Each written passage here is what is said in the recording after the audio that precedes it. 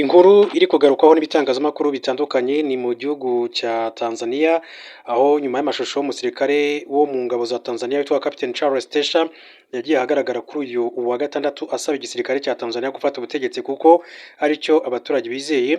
Abantu bamwe reka batangiye kuvuga ko ari video yakozwe na artificial intelligence, ariko umuvugizi w'igisirikare cya Tanzania yagize icyo avuga kuri aya mashusho, yemera ko uyu ari umusirikare cyangwa se yagihozemo. Avuga ko hari bamwe rero bari gukoreshwa bashorwa mu bibazo bya politike. Uyu musirikare muri ayo mashusho yavuze ko yandikiye abamukurikiye bagaragariza ibintu bitamushimisha mu gihugu. Avuga ko igisirikare cya Tanzania kigomba gufata igihugu kuko yemeza ko aricyo abanyatanzania bizera gusa.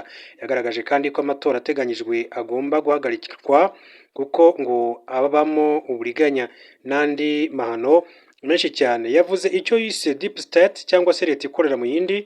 Avuga ko ariyo igenzura kandi igakoresha ishyaka Chama cha Mapinduzi. Yavuze ko ari abantu batanu bagomba gutabwa muri yombi bakajyanwa muri gereza bayobowe na Jakaya Kikwete wahoze ari perezida wa Tanzania, ndetse yongeraho ko bagomba gukorwaho iperereza ku rupfu rwa perezida John Pombe Magufuli wapfuye muri COVID-19 2021. Nyuma y'ayo mashusho, umuvugizi w'igisirikare cya Tanzania Colonel Bernard Masara Murunga yagize ati igisirikare cya Tanzania kiramenyesha abaturage ba Tanzania ko hagaragaye abantu bamwe bakoresha imbuga nkoranyambaga bagashyiraho ibintu bishishikariza ingabo kwivanga mu bibazo bya politike. Byongeye kandi bimwe muri ibi bivugwa n'abantu bari mu bijyanye n'igisirikare bimenyekanisha nk'ingabo bakuwe mu gisirikare kubera imyitwarire mibi ndetse no kwishora mu bikorwa bya politike n'ubuhirimbanyi. Muri urwo rwego, iki gisirikare cya Tanzania kirashaka kumenyesha abanyatanzania ko ikomeje inshingano zayo ziteganywa n'itegeko nshinga mu by'ubunyangamugayo, ubudahemuka n'ubutwari dukurikije indahiro yacu. Aya mashusho maze kujya hanze, abantu bamwe bamushimye kandi bamugaragaza ko bishimiye ubutumwa bwe, bavuga ko bamuri inyuma kandi bashyigikiye ibyo yakoze, nubwo benshi bemeza ko ibyo yatangaje bitazamugwa neza kuko ashobora gufatwa agashinjwa icyaha cyo kugambanira igihugu gihanishwa igihano cy'urupfu mu bihugu byinshi bitandukanye. Ibyo rero ni byabereye mu gihugu cya Tanzania. Hanyuma kandi tukiri muri iki gihugu cya Tanzania, reka mbabwire ko kuri uyu wa mbere umuyobozi w'abatavuga rumwe n'ubutegetsi bwa Tanzania Tundu Lissu yatangiye kuburanishwa ku byaha by'ubugambanyi mu murwa mukuru Dar es Salaam, ibyumweru bike mbere y'uko iki gihugu kijya mu matora y'ishyaka rye ryabujijwe guhatanamo. Tundu Lissu waje ku mwanya wa kabiri mu matora ya perezida aheruka muri 2020 yatawe muri yombi muri Mata akurikiranyweho ubugambanyi, icyaha abashinjacyaha bavuze ko gifitanye isano n'ijambo yavuze ahamagarira abaturage kwigomeka no guhungabanya amatora ateganyijwe mu mpera z'uku kwezi. Tundu Lissu yari yarahiye ko atazitabira amatora mu gihe hataraba amavugurura akomeye muri komisiyo y'amatora. Avuga ko ibogamira ku ishyaka rya Chama cha Mapinduzi CCM rya Perezida Samia Suluhu Hassan riri ku butegetsi kuva Tanzania yabona ubwigenge mu mwaka w'1961. Tundu Lissu uyobora ishyaka ritavuga rumwe n'ubutegetsi rya Chadema yarashwe inshuro 13 arokoka urupfu mu gushaka kumwica muri 2017. Nta muntu n'umwe wigeze akurikiranwaho kuba inyuma y'ibyo bintu.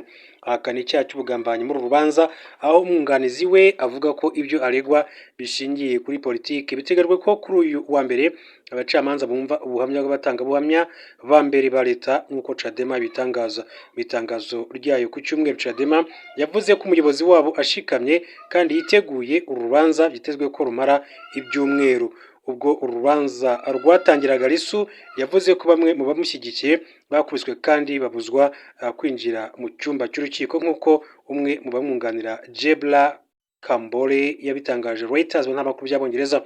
Urukiko rwabujije itangazamakuru gutangaza by'uru rubanza imbonankubone bisabwe n'umushinjacyaha wa leta kugira ngo rero bahishe umwirondoro w'abatangabuhamya babo nk'uko amakuru abivuga muri iki gihugu cya Tanzania. Mu yandi makuru mu Rwanda, reka mbabwire ko Perezida wa Repubulika Paul Kagame kuri uyu wa mbere tariki ya 6 Ukwakira yakira indahiro y'abayobozi barimo Minisitiri w'Ingabo Juvenal Marizamunda, n'uw'iterambere n'uburinganire bw'umuryango Uwimana Console. Marizamunda na Uwimana Console bakaba bararahiranye n'abandi bagize guverinoma iyobowe na Minisitiri w'Intebe Dr Nsengiyumva Justin gusa ku 25 Nyakanga ubwo bagenzi babo barahiraga bombi bari mu butumwa hanze y'igihugu. Undi warahiranye nabo ni umunyamabanga wa leta muri Minisiteri y'Ikoranabuhanga na Innovation Yves Iradukunda.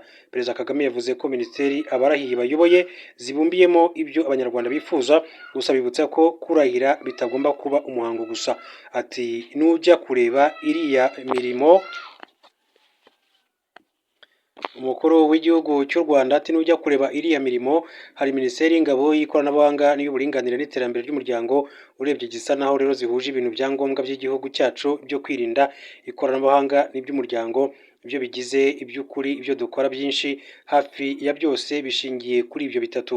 Yunzemo ati ndagira ngo rero nibutse abamaze kurahira ntabwo ari umuhango gusa, ugira gutya ugahita ariko ntugakurikirwe n'ibikorwa bijyana nawo.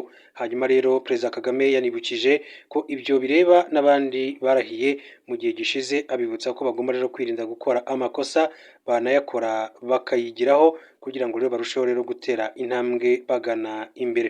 Akaba rero ari amagambo y'umukuru w'igihugu cy'u Rwanda Perezida Paul Kagame.